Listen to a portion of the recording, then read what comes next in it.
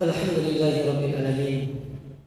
Wa asyhadu an la ilaha illallah wahdahu la syarika lah. Wa asyhadu anna Muhammadan abduhu wa rasuluh.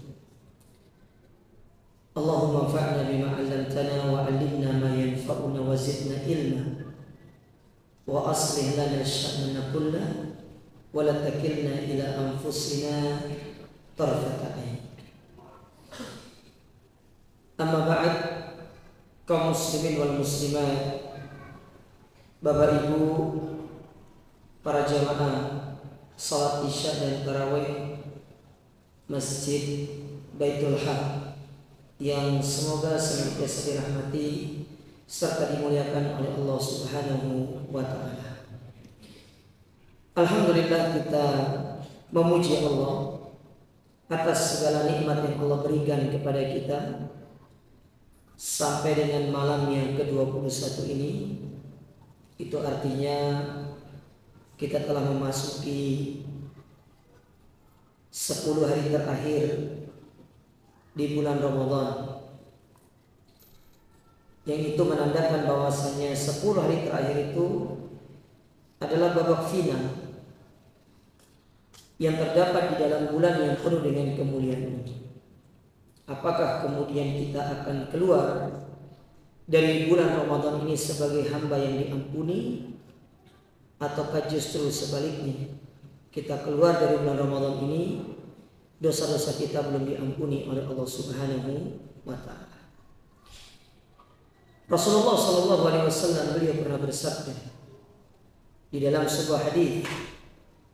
Beliau mengatakan, "Rogima anfu, sungguh celaka, rajulun dakhala alaihi Ramadan," yaitu seorang yang dia bertemu dengan bulan Ramadan.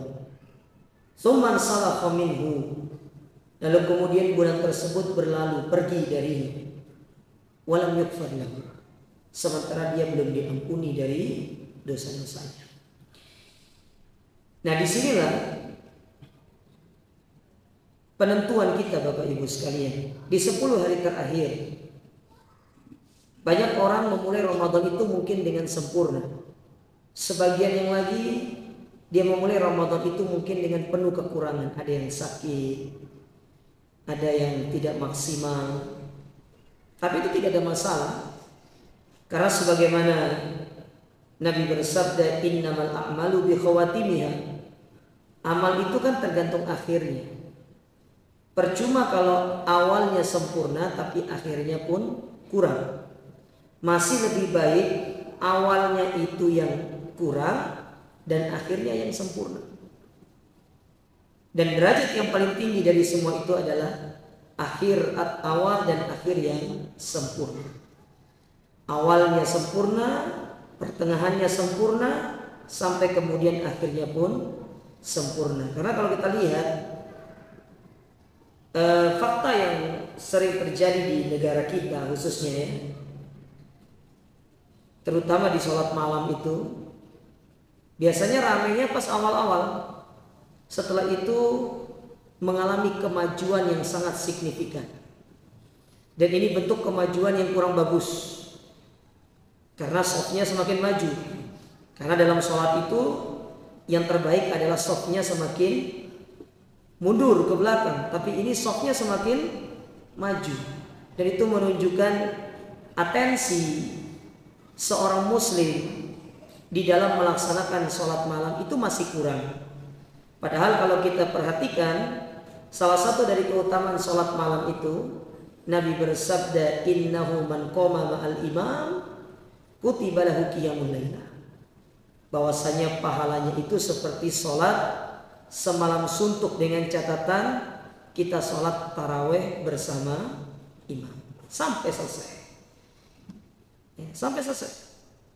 Nah, ini banyak orang yang melalaikan akan hal itu. Padahal kalau kita pikir ya, taraweh itu kan tidak lama, hanya mungkin 1 jam maksimal. Tapi coba lihat pahala yang Allah dan Rasulnya janjikan kepada kita yang memperhatikannya, seperti kita sholat semalam suntuk. Dan ini contoh salah satu amalan yang ringan tetapi pahalanya besar dan banyak dilalaikan oleh sebagian besar kaum muslimin. Karena biasanya kalau hari kelima sampai hari ke-25 itu dipenuhi dengan undangan buka bersama. Nah, kalau sudah buka bersama, yang paling sangat disayangkan itu adalah sholat maghribnya itu sering lolos. Kalau sholat tarawih lolos, mungkin masih bisa dimaklumi. Tapi kalau sudah sholat maghrib yang lolos, apa artinya Anda berpuasa hari itu? Kalau Anda tidak sholat wajib. Oleh karenanya, ayo di 10 hari terakhir ini kita gas untuk beramal. Tidak usah pakai ngerem-ngerem sudah. Gas saja. Full. Ya. Kerahkan semua kemampuan. Di saat inilah kita lelahkan tubuh kita. Karena ingat, tubuh yang lelah di dalam beribadah kepada Allah kelak nanti di hari kiamat dia akan bersaksi. Ketika dia ditanya, sebagaimana dalam hadis Abu Barzah Al-Aslami radhiyallahu taala anhu, bahwasanya manusia itu kan ditanya tentang 4 hal. Salah satunya an jismihi fima abla, tentang fisiknya, tentang tubuhnya, untuk apa dia lelahkan.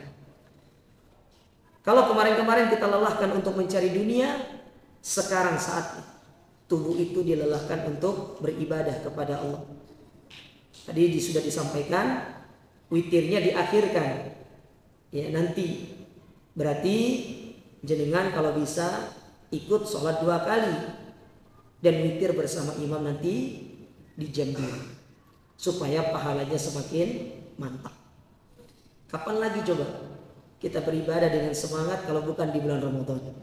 Maka di saat inilah kita punya kesempatan, karena bisa jadi ini adalah Ramadan terakhir kita dan kita tidak tahu apakah tahun depan kita akan bertemu dengan Ramadan atau tidak. Maka semoga Allah Ta'ala memberikan kita taufiknya untuk bisa menyelesaikan bulan Ramadan ini dengan sempurna. Allahumma amin. Bapak Ibu yang dirahmati serta dimuliakan oleh Allah, singkat saja yang ingin saya sampaikan pada kesempatan ini. Bulan Ramadan itu kan salah satu identiknya itu dengan baca Quran. Tentu Al-Quran yang kita baca itu tidak hanya sekedar dibaca.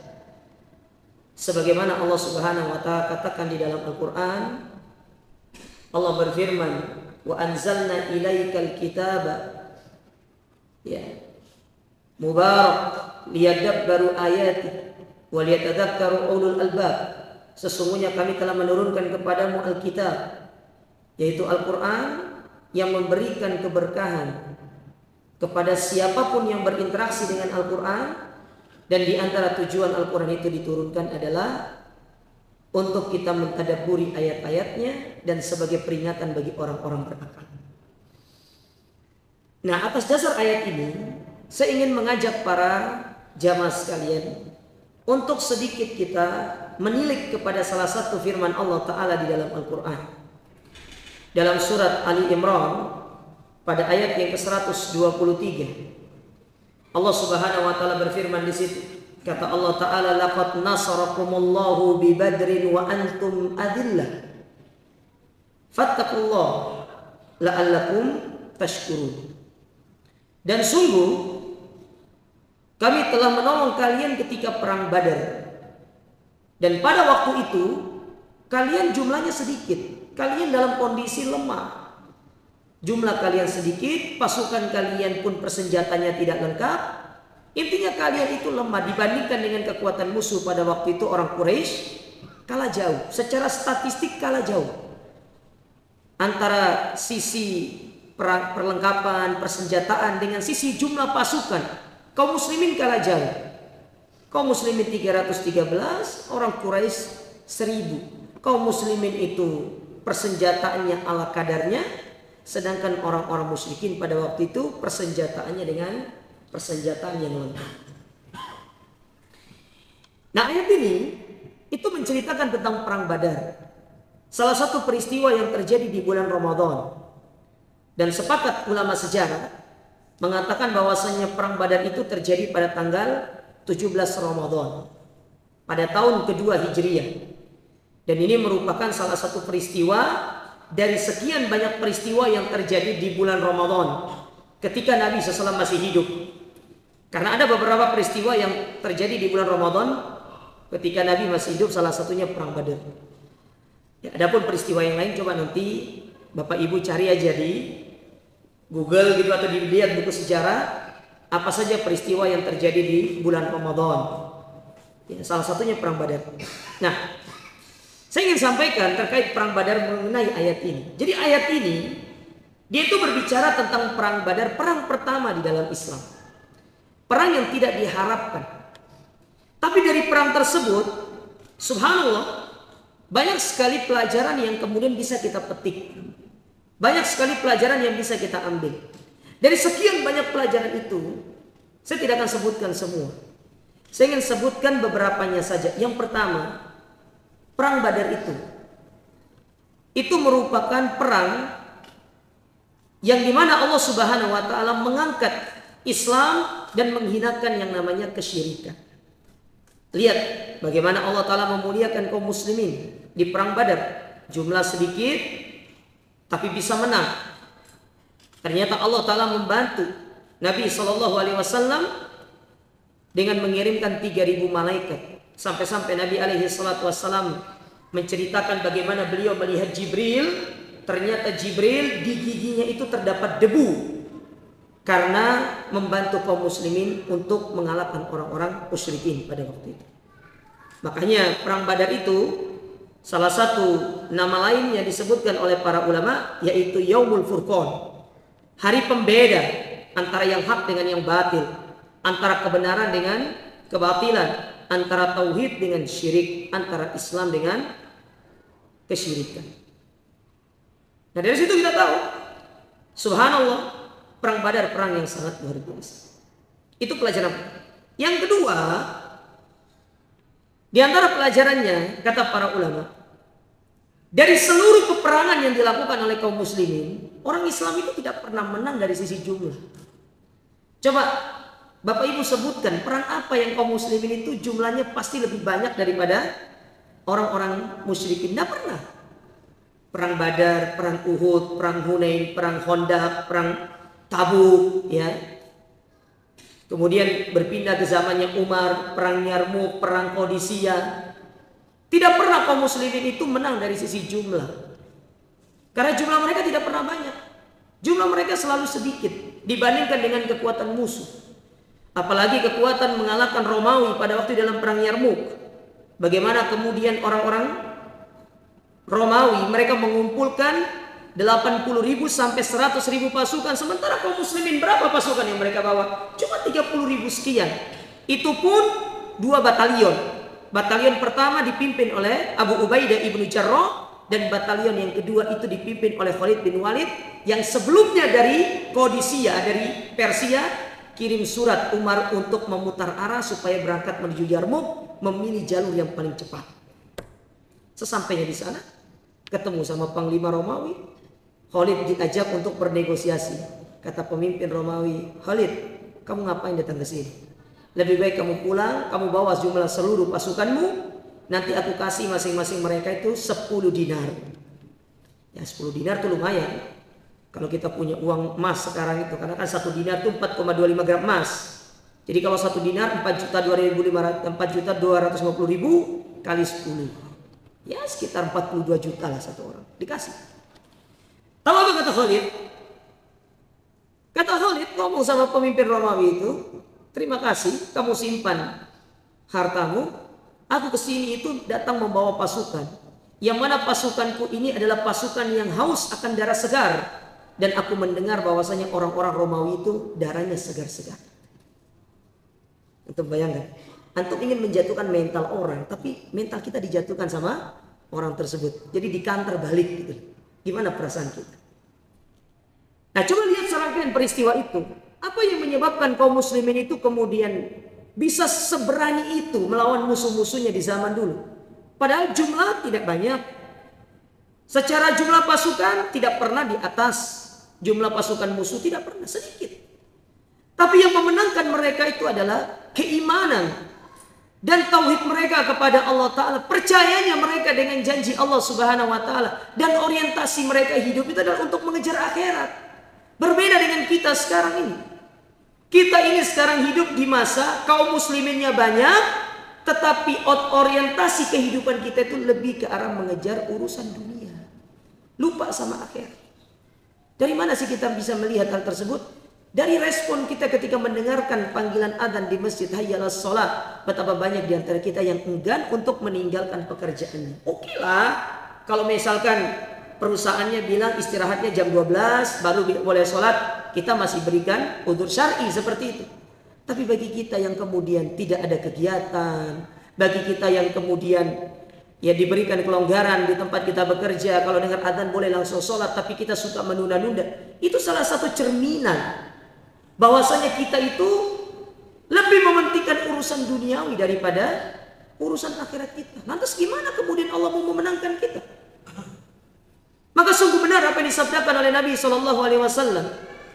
Ketika Nabi SAW menyebutkan tentang kondisi kaum muslimin di akhir zaman, apa kata Nabi SAW?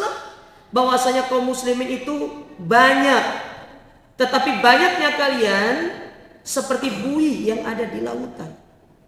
Tidak ada nilainya. Keok kita itu. Coba lihat Indonesia ini, berapa jumlah pasukan, jumlah orang Islam di Indonesia? Dari persentase 287 juta jiwa. Berapa jumlah kaum muslimin di Indonesia ini? Taruh 80%. Dari 80%, berapa yang kemudian istiqomah di bulan Ramadan beramal? Berapa yang kemudian istiqomah sholat tarawih? Berapa yang kemudian dia istiqomah berpuasa? Coba lihat di luar sana. Tidak ada rasa malunya. Kemudian mereka minum di halayak rame, tidak berpuasa. Padahal jelas-jelas kita tahu dia seorang muslim. Lantas kita mau menang dari sisi apanya, sementara perintah-perintah Allah Ta'ala kita abaikan. Makanya perang Badar itu ngajarin kita tentang itu. Jumlah itu bukan menjadi faktor utama, tapi yang memenangkan kaum muslimin itu adalah ketaatan kita kepada segala perintah Allah. Salahuddin al-Ayyubi ketika perang salib, sebelum kemudian paginya ingin menyerang tentara salib, beliau keliling dulu di kemah-kemah kaum muslimin itu untuk melihat siapa yang masih tidur dan tidak melakukan sholat malam. Dibangunkan. Seraya mengatakan ketika dilihat tenda ini ada yang sholat, oh inilah yang memenangkan kita. Dilihat ada sholat, ini memenangkan kita. Ketika didapati ada yang masih tidur, maka kemudian Salahuddin al-Ayyubi rahimahullah mengatakan, inilah pasukan yang bisa mengalahkan kaum muslimin. Bayangkan, ketaatan kita kepada Allah menentukan kepada kemenangan kaum muslimin. Oleh karenanya, masyarakat muslimin, selain ibadah itu manfaatnya untuk kita, ibadah itu bermanfaat untuk mengangkat Islam. Dan itu diajarkan kepada kita dalam perang Badar. Oleh karenanya dari kultum kita kali ini, saya ingin mengajak kepada semuanya. Ya, ayo kita rubah orientasi kehidupan kita. Dunia cari nggak apa-apa, tapi jangan kemudian dia mengalihkan kita dari tujuan hidup kita di dunia ini. Kita disuruh untuk ibadah sama Allah. Dan ibadah itu tidak lama kok. Saya tuh heran dengan orang-orang yang mengatakan, Ustadz, dunia akhirat harus seimbang.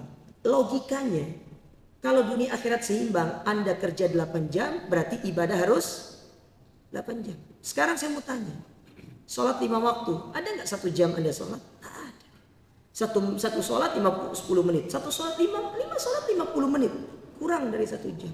Taruhlah 1 jam, masih ada 7 jam yang menjadi jarak antara dunia dengan ibadah kita. Tapi Allah tidak menyuruh kita untuk seperti itu. Yang Allah suruh itu, kalau kemudian ada seruan untuk ibadah, maka penuhilah seruan tersebut untuk beribadah. Oleh karenanya, sebagai penutup dari kultum kita, Allah Subhanahu wa taala berfirman di dalam Al-Qur'an. Allah mengatakan, innama kana qaulal mu'minin idza du'u ila Allahi wa rasulih. Sesungguhnya orang-orang beriman apabila diseru kepada Allah dan Rasulnya, diseru untuk mengikuti Allah dan Rasulnya, liyahkuma bainahum, untuk mereka berhukum dengan hukum Allah. Apa ucapan kita? An yaqulu sami'na wa ata'na. Kita cukup katakan sami'na, lakukan. Itu perintah Allah dan Rasulnya. Cukup kita katakan G. Jangan kepada pimpinan aja kita G. Sama pimpinannya G Pak. G. Tapi sama Allah Ta'ala yang memberikan kehidupan, kita tidak pernah langsung katakan gitu. Selalu nanti. Maka semoga ini menjadi suatu pelajaran bagi kita untuk memperbaiki diri. Karena ingat, kondisi kita di dunia ini tidak akan berubah kecuali kita yang merubah diri kita sendiri. Semoga apa yang disampaikan ini bermanfaat, dan semoga Allah Subhanahu wa Ta'ala menjadikan kita kaum muslimin yang kembali jaya seperti dahulu orang-orang Islam jaya di masanya, dan semoga Allah Ta'ala menjaga kaum muslimin yang ada di negara kita untuk senantiasa berada dalam marwahnya, dalam kewibawaan Islam. Ingat, kita adalah kaum yang dimuliakan oleh Allah, maka ambillah kemuliaan itu dengan cara taat kepada Allah, dan jangan kita menghinakannya dengan kita bermaksiat kepadanya. Aku lupa lihada, subhanakallahumma rabbana wa bihamdika, asyhadu an la ilaha illa anta astaghfiruka wa atubu ilaik, wa akhiru da'wana alhamdulillahi rabbil alamin. Wassalamualaikum warahmatullahi wabarakatuh.